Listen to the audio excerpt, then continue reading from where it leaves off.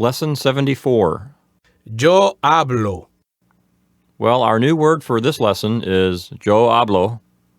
Of course, we looked at it some in the last lesson, so it's not really new to us. But in this lesson, we just wanted to dedicate the whole lesson to this one so that we can get some practice with it and use it in exercises and things like that. Antonio, why don't you take us through the different forms of yo hablo just so we can familiarize ourselves with them? Yes, the first person, singular, yo hablo. Second person, singular, tú hablas. Third person, singular, él habla or ella habla. First person, plural, nosotros hablamos or nosotras hablamos. Second person, plural, vosotros habláis or vosotras habláis. Of course, you'd hear that only in Spain, correct? Correct. And third person, plural, ellos hablan or ellas hablan. And as a reminder, every time we see an H, we omit it. The letter H is silent. So don't say hablo or habla. Say hablo or habla. Okay, now for us, this verb, yo hablo, it's kind of a special verb because it's really the first verb that we have learned from the first conjugation. So each of our personal endings is going to have an A at the beginning instead of an E. Like, for instance, with yo tengo, a lot of the personal endings had the letter E as the first letter of the personal ending. But with this one, we're going to have the letter A as the first letter of the personal ending. Like, for instance, in the second person singular, instead of ES, the ending is AS. So instead of hables, it's going to be hablas. And in the first person plural, we have AMOS as the personal ending. Instead of EMOS, now it's AMOS. So hablamos instead of hablemos. So that's something for our students to get accustomed to. First conjugation verbs have the letter A there before the personal ending, and second conjugation verbs have the letter E in that same spot.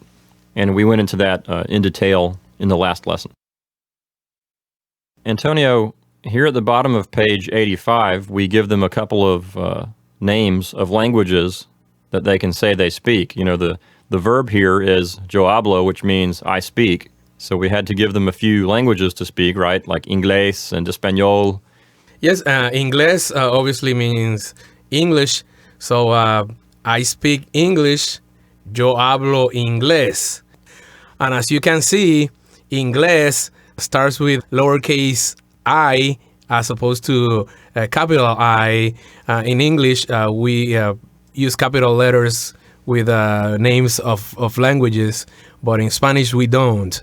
And also, as you can see, the accent is over the E, so you would say inglés as opposed to inglés.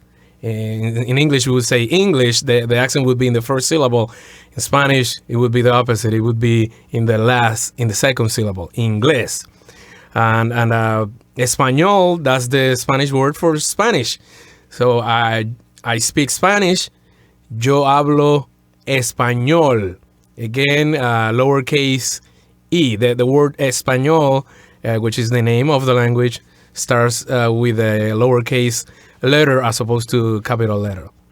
Antonio, how do you say the name of the country Spain in Spanish? The name of the country Spain in Spanish would be España. So the word español comes from España, which is the country where the language originates from. So the word España, the name of the country, and the name of the language, Español, are very similar then. Very similar. Now, names of countries, you do capitalize. Just the names of the languages, you don't, in Spanish. Oh, that's good advice. Yeah. Let's take a look at these exercises here. In number 1, we have yo hablo. That means I speak. And inglés means English. So number 1 says, I speak English. In number 2, tú hablas means you speak. And español means Spanish. So number 2 will say, you speak Spanish. In number 3, Mis padres means my parents.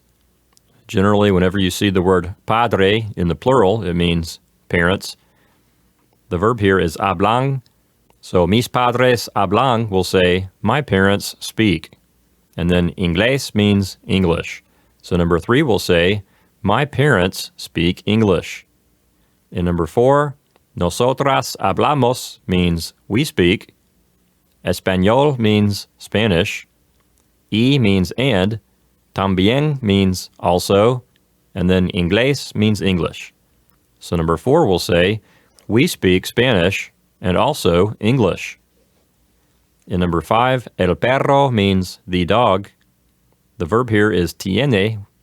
So el perro tiene will say the dog has. And then hambre means hunger. So literally, number 5 will say the dog has hunger, but idiomatically it will say the dog is hungry. In number 6, ella means she. So ella quiere will say she wants.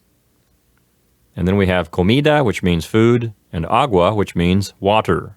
So she wants food and water.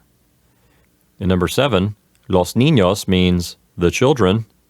The verb here is tienen, that's third person plural, and it means have.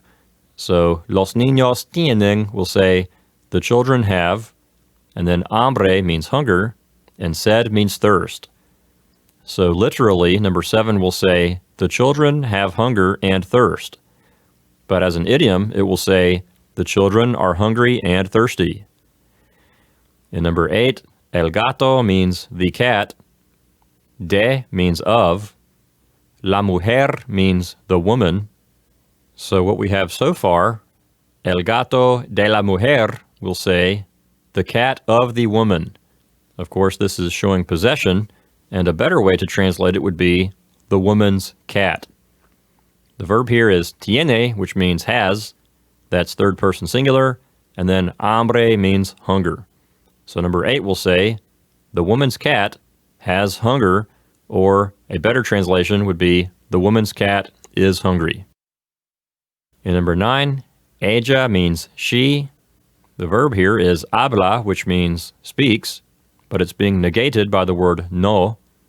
So ella no habla will say she does not speak, and español says Spanish. So number 9 will say she does not speak Spanish.